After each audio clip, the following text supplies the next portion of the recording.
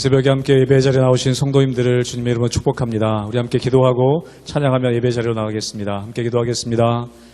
하나님, 아무것도 염려하지 않고 모든 일에 기도와 간구로 하나님 앞에 감사함으로 아뢰을 때 하나님의 평강이 우리 마음과 생각을 지키겠다고 말씀하셨사오니 오늘 이 시간 기도의 자리로 나가는 우리 모든 성도들의 심령 가운데 주의 평강으로 그 마음과 생각을 지켜주시옵소서. 감사하며 예수님 이름으로 기도하옵나이다. 아멘.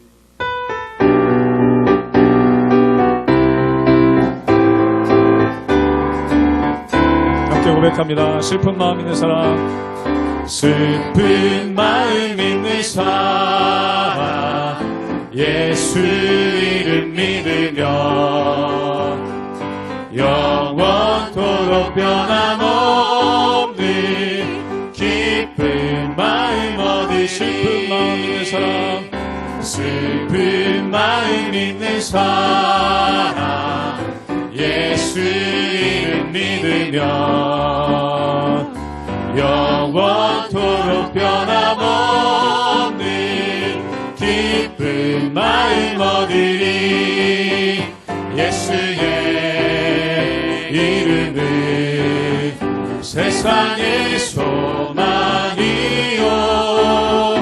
예수의 이름은 천국의 기쁨일세. 거룩하신 주의 이름, 거룩하신 주의 이름, 너의 방패 삼으라. 환난 시험 당할 때, 환난 시험 당할 때에 주께 기도드려라. 예수의 이름은 세상의 소망이요, 예수의 이름은 천국의 기쁨이. 존귀하신 주의 이름, 존귀하신 주의 이름, 우리 기쁨 되도다. 주의 품에 안길 때에 기뻐 찬송 부르리. 예수의 이름은, 예수의 이름은 세상의 소망이요, 예수의 이름은 천국의 기쁨이. 우리 갈 길 나가네, 우리 갈 길 나가네, 보좌 앞에 나가. 환난 왕의 왕께 경배하며 멸류관을 드리. 예수의 이름은, 예수의 이름은 세상의 소망이요, 예수의 이름은 천국의 기쁨. 예수의 이름은 소망입니다. 예수의 이름은 세상의 소망이요, 예수의 이름은 천국의 기쁨일세.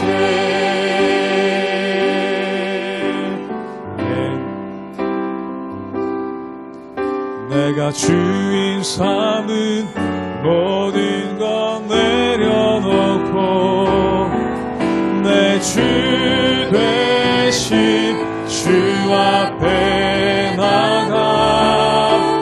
내가 사랑했던 모든 것 내려놓고 주님만 사랑해. 내가 주인 삼은 모든 것 내려놓고 내 주 되신 주 앞에 나가. 내가 사랑했던 모든 것 내려놓고 주님만 사랑해. 주 사랑 거친 풍랑 주 사랑 거친 풍랑에도 깊은 바다처럼 나를 잠잠케 해. 주 사랑 내 영혼의 반석 그 사랑 위에 서리. 내가 주인 삼은 모든 것 내려놓고 내 주 되신 주 앞에 나가 내가 사랑했던 모든 것 내려 주님만 사랑해. 주님만 사랑해. 주 사랑 거친 풍랑에도 주 사랑 거친 풍랑에도 깊은 바다처럼 나를 잠잠케 해. 주 사랑 내 영혼의 반석 그 사랑 위에서 주 사랑 거친 풍랑에도 주 사랑 거친 풍랑에도 깊은 바다처럼 나를 잠잠케 해. 주 사랑 내 영혼의 반석 그 사랑 위에 서리.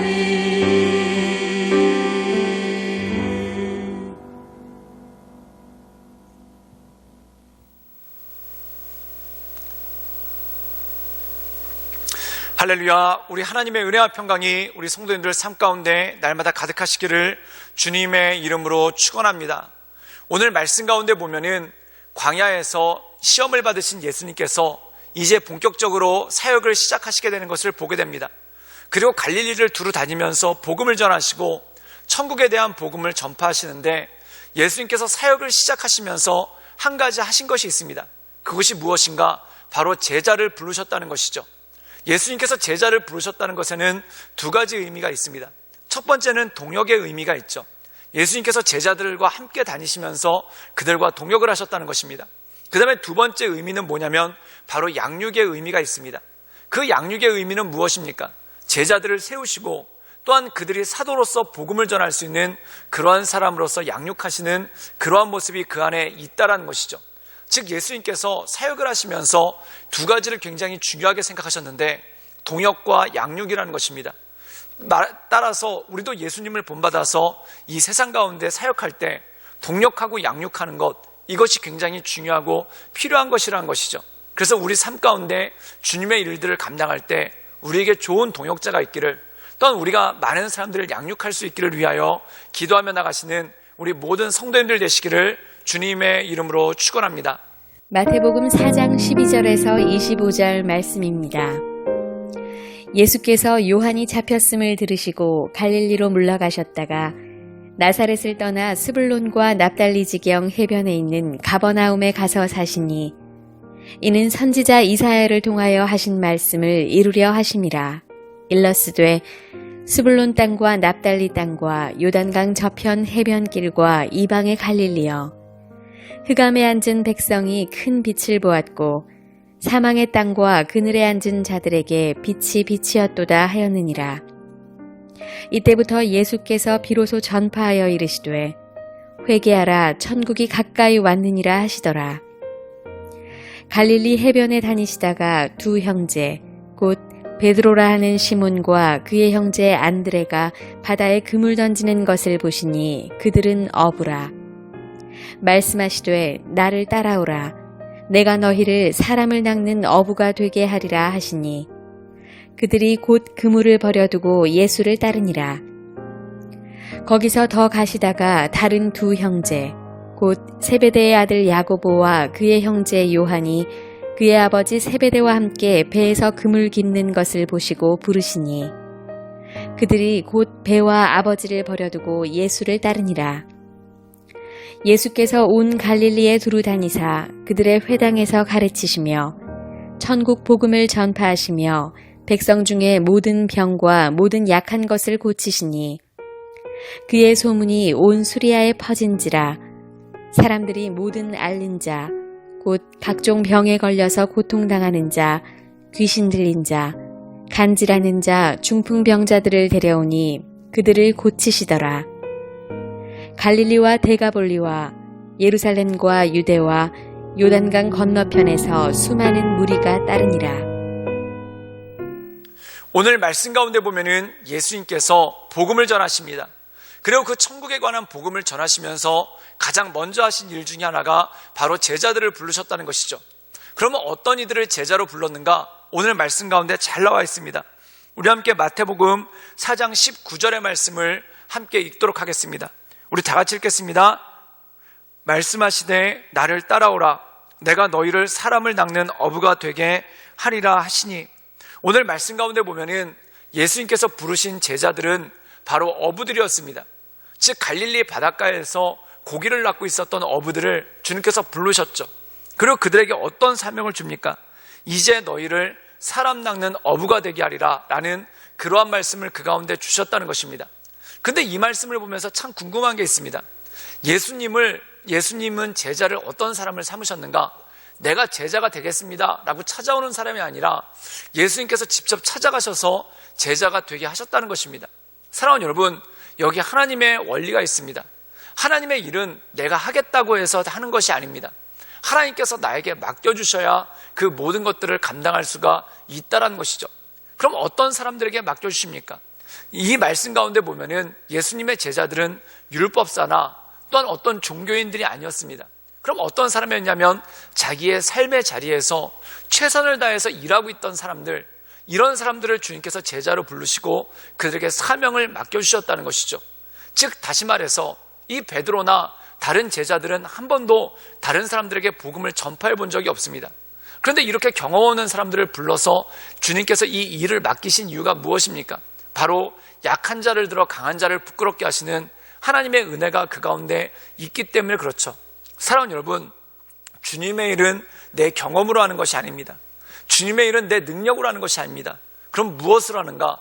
주님께서 내게 주시는 힘으로써 이 모든 것들을 감당하고 하나님의 은혜 가운데 나갈 수 있다는 것이죠. 우리가 사도 바울을 보면은 이 사도 바울은 바리새인이었습니다.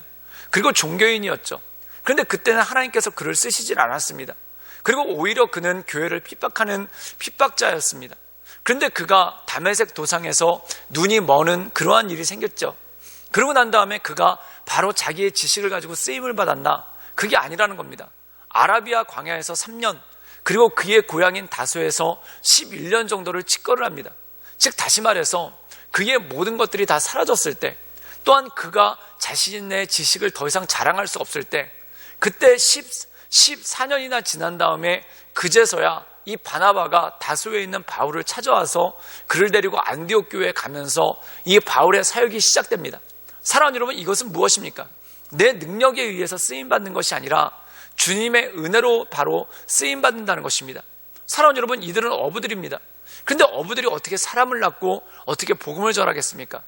그렇기 때문에 이들은 기도할 수밖에 없고 주님께서 주시는 은혜, 또한 주님께서 부여해 주시는 능력을 기대할 수밖에 없다는 것이죠. 즉 내 것이 가진 것이 아무것도 없기 때문에 주님만을 붙들 수밖에 없는 사람, 이런 사람들을 통해 하나님께서 하나님의 역사를 이루신다는 것입니다.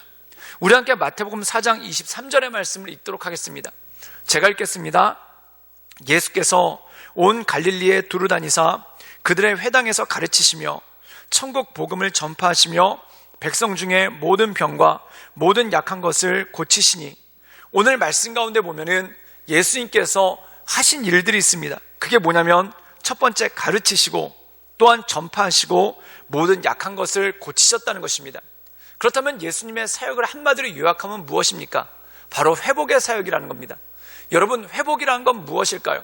내가 원래 가지고 있었던 건데 잃어버린 것, 또한 원래 내가 가지고 있었던 것인데 쓸 수 없는 것, 이것이 바로 회복이, 쓸 수 없던 것, 즉 다시 말해서 잃어버렸던 것을 되찾고 쓸 수 없던 것을 다시 쓰게 되는 것, 이것이 바로 회복 아닙니까? 즉 다시 말해서 병들었던 자가 나았다는 것은 무엇입니까? 원래 건강했는데 건강을 잃었던 자가 다시 건강을 되찾는 것, 이게 바로 회복이라는 것입니다. 사랑하는 여러분, 원래 우리는 하나님께서 지으시고 보시기에 심히 좋았다라고 하신 하나님의 백성들이죠. 그런데 죄로 말미암아서 하나님으로부터 떠났다는 겁니다. 그런데 주님께서 전하신 복음은 무엇입니까? 다시 하나님께로 돌아와서 하나님의 자녀가 되는 권세를 얻는 것, 이것이 바로 회복이고 이것이 바로 능력이라는 것입니다. 사랑하는 여러분, 모든 사역의 초점은 바로 회복에 있습니다. 주님을 떠났던 자가 주께로 돌아오는 것에 목표가 있고 거기 목적이 있고 회복이 있는 것이죠. 즉 주님께서 이러한 회복의 사역을 감당하셨다는 겁니다. 저는 우리 모든 성도님들 삶 가운데 하나님의 자녀로서의 삶이 회복되는 놀라운 능력이 있기를 주님의 이름으로 축원합니다. 이것을 위해서 주님께서 오셨고 또한 이것을 위해서 주님께서 우리에게 복음을 전하셨다는 것이죠. 그래서 우리가 복음 가운데 굳게 섬으로 말미암아 자녀됨의 권세를 누리고 또한 하나님의 은혜 가운데 나가시는 우리 모든 성도님들 되시기를 주님의 이름으로 축원합니다. 함께 기도하시겠습니다. 늘 언제나 살아서 역사하신 주님, 날마다 주말을 높이며 하나님의 크신 은혜 가운데 그 인도하신 가운데 나가기를 원합니다.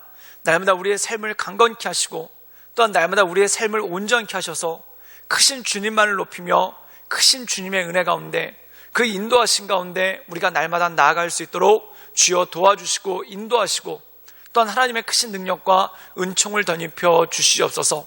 우리가 날마다 하나님의 은혜 가운데 회복되기 원하며 또한 우리가 날마다 하나님의 은혜 가운데 새 힘을 덧입기를 원하오니 우리 가운데 역사하시고 인도하시는 주의 영광만을 바라보며 하나님의 은혜 가운데 거할 수 있도록 주님 이끌어 주시옵소서. 주님께 모든 걸 부탁드리오며 살아서 역사하시는 주 예수 그리스도의 이름으로 감사하며 기도드리옵나이다. 아멘.